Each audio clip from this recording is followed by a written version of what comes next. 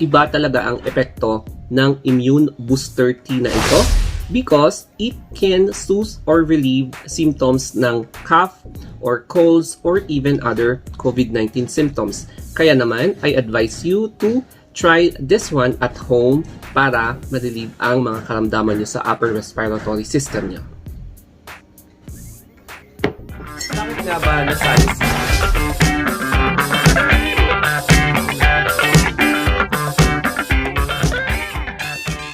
Hi everybody, my name is Anthony and in this video, ito ang isa sa mga pinakamabisang na try ko na tea. Why? Because it can really yung mga cough, colds, mga flu-like symptoms, tapos yung mga iba pang COVID-19 symptoms na nararanasan ng mga ibang patients. So, yes guys, this is one of the most effective na tea to boost your immune system against COVID-19. Kaya ganito siya, itong box na to contains 20 sachets. So ganito yung one box. And then kapag titignan mo yung laman niya, it contains 20 na sachet. So ganyan siya yung itsura niya and it looks like this. So it looks like that. Ayan. So very appealing, very pleasing yung itsura ng kanyang sachet. Tapos ayan guys, so nakikipag-compete ako sa nagmamatilya sa labas. Anyway, na-try ko to for at least one week. More than 1 week pala, mga 10 days, and it really helped na nag-decrease yung aking productive cough. As in, grabe yung cough ko dati, tapos in just 10 days na-experience ko talaga or na halata ko sa sarili ko na it really relieves yung cough ko tsaka yung colds. And speaking about the price, magkano nga ba ang isang ganito? So, yung regular price na ilalagay ko dito is 200 pesos. Ayan, 200 pesos po ang isang box containing 20 sachet. Pero mas maganda kapag kumuha ka ng dalawa or tatlo because yung shipping fee kasi medyo mahal, mga more than 60 pesos or 70, 80 ganon. Kaya bultuhin mo na para at least magamit mo siya more than 1 month or even 2 months. Ayan. So, sa next na clip, we are going to discuss yung mga ingredients niya. Tapos, i-explain natin yung mga iba pang herbal na andito sa immune booster tea kung bakit siya effective for relieving cough. Kaya naman, let's now move to next clip. Hey guys, eto na yung Winstown Immune Booster Tea na nag-produce din dito sa Lianhua Qingwen Tea. So mas malaki to and same din siya actually. And we have here yung bago. And basahin natin itong pwede natin mabasa dito. So first of all, inspection qualified yung kanyang seal. The manufacturer is the largest factory in China. So, ayan. So, bongga naman pag kayo yung largest factory in China. And dito, meron yung ang daming certification, CCP, ISO 22000, tas GMP. And then, we have here yung ingredients niya. Ingredients list. Organic echinacea, purpura herb, and then organic West Indian lemongrass leaf, organic spearmint leaf, poria, cassia, Chinese yam, koik seed, honeysuckle, hotuinia cordata, and agastache rugosa. So, di ba? Mga scientific name ng mga herbs. So, ibig sabihin talaga mga herbs siya. And i-flip natin dito yung product description. And makikita natin dito na immunity refers to the body's ability to resist external invasion and maintain the stability of the environment in the body.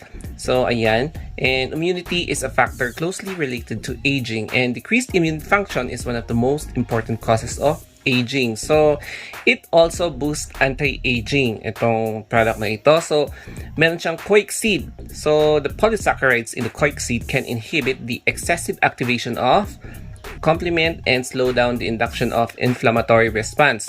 So, yung barley can reduce the COX and NOS, thereby reducing the production of inflammatory factors. So, nitric oxide and PGE2.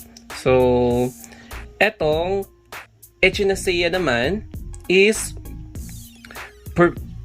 a deep immune plant with a miraculous bone marrow preservation. Ayan, recognized by the international medical community. And etong drug na to, or etong, plant na ito is, ayan, nagpa-purify siya and meron siyang antibiotic properties. So, ano pa nga ba ang pwede natin makita dito? So, in here, yung kanyang drinking method. So, makikita nyo yung step 1, ilagay nyo yung sachet, and then pour hot water, step 2. Ayan, step 3 is wait for at least 3 minutes, and step 4, inumin nyo na. So, the product name is Immune Booster Tea. Yan yung nasabi kong ingredients niya. Specification, 2 grams by 20 bags. So, yung drinking method niya is 3 to 4 bags per day, or take 1 to 2 bags in a cup once and add fresh boiled water. Tapos, you can brew it repeatedly until tasteless. Sa mga walang ka-taste dyan, eto na yung tea sa inyo. So, unsuitable for infants, children, lactating women, and pregnant women. So, hindi pwede sa inyo, mga lactating woman, pregnant woman, infants, or children. So, storage, store in a cool, dry place, away from sunlight, direct sunlight, or in yung katabi ng oven. And date of production, ayan, so, eto yung production niya. So, nagawa siya nung ano ba yung 4? Day pala yung 4. So, May 4, 2021, and mag-expire siya sa May 3, 2023. Ayan, yung expiration date niya. Tapos, made in China. So, yan yung kanyang address, and shelf life niya is 2 years. So, babalik na po tayo sa ating taste testing. Ngayon, i-try na natin itong isang tea bag ng itong Immune Booster Tea na I'm not sure kung related din siya sa Lianhua Qingwen tea. Pero same din sila. And, ayan, ito yung seal niya. So, it means na talagang well-packed. Tapos, talagang it can secure talaga. It assures the safety of its consumers. So, yung packaging niya is like this. 20 tea bags. Tapos, kung kukuha tayo ng isa, it looks like this. So, go fresh. Ayan, go fresh. And yung kapag i-flip mo siya, it looks ganyan din. And ang advice ko lang sa inyo is dahan-dahan lang yung pagpunit nyo dito para to avoid tearing yung tea bags. Tapos yung yung papel niya. So dahan-dahan, or you can use scissor. So dito i-aano na natin. So paano ba to? Parang ganyan. Ayun. So, ibababad na natin yung tea bag. Usually, wala siya masyadong color. Similar siya dito. Kasi magkaiba sila ng tea bag. Ito, wala siyang handle. Ito, meron siya. Parang green tea yung eksena niya. So, kung ihahalo mo siya, konti lang yung mancha niya. Leave it like 1 minute hanggang maamoy mo yung aroma niya. So, meron na siyang aroma, and pwede nyo na siyang ilagay sa isang container, isang baso para pwede nyo magamit ng another time mamaya. Kasi, ang sabi niya dito, if you are suffering from cough or even colds, you can drink at least 3 hanggang 4, 3 to 4 times a day using 1 tea bag.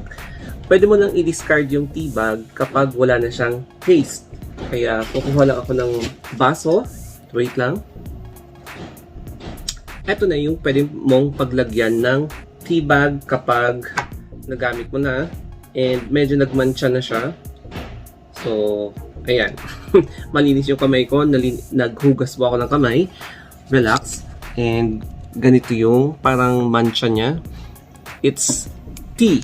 So, medyo lightweight lang yung pagkamansya niya. Hindi masyadong manchado. It's ganyan lang. Parang orange na brownish siya. Tapos, iti-taste natin.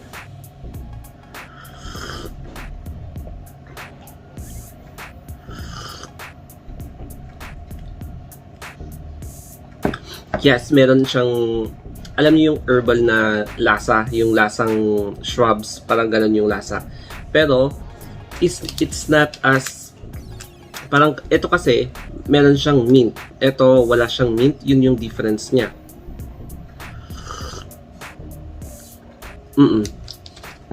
Kapag ayaw mo naman ng sugar, okay na yung ganito. Pero for me, maglalagay kasi ako ng sugar.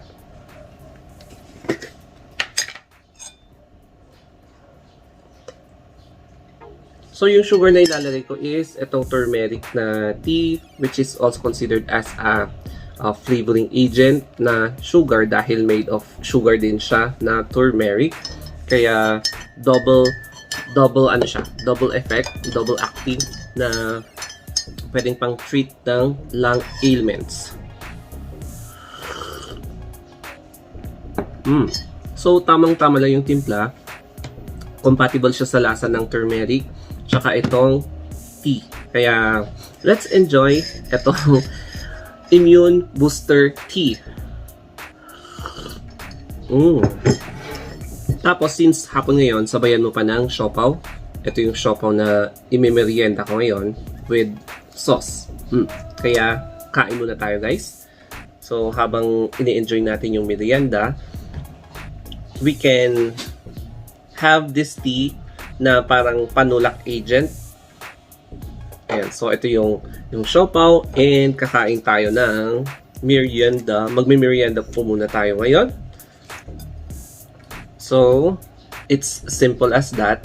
Basta mag-tea lang kayo to 3 to 4 times a day, lalong-lalo na kapag meron kayong ubo or sipon or trangkaso.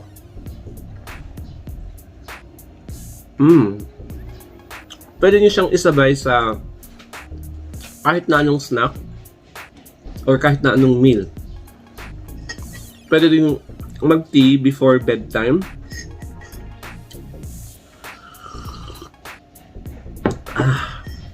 Ang sarap talaga ng pakiramdam. So, isang bite pa. So, as in, masarap talaga siya. Pwede mong isabay kahit na ano.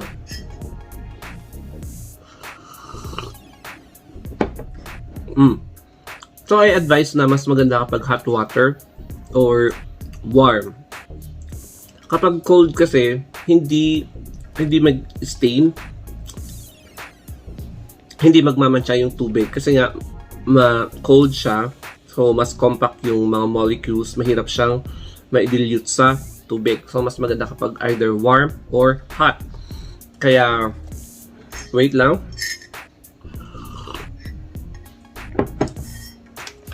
Kaya, kung gusto nyo magkaroon ng ganito, so yung link is nasa baba lang. Mag-i-click nyo lang yung link from Shopee or even sa Lazada or even sa mga link na nakalagay dyan sa baba para makapag-purchase kayo ng isang box na ganito, good for 20 days or good for 1 month. Ayan. Kaya if nagustuhan nyo itong vlog ko, don't forget to subscribe sa YouTube channels ko, The Star of Anthony and The Star of Anthony Vlogs. Ayan. And kung may question kayo, reaction, suggestions, just comment down below or reach me out in my Facebook page, Instagram, or Twitter, The Story of Anthony. Kaya, thank you guys for watching. Mag-ingat po tayong lahat and huwag maging pasaway.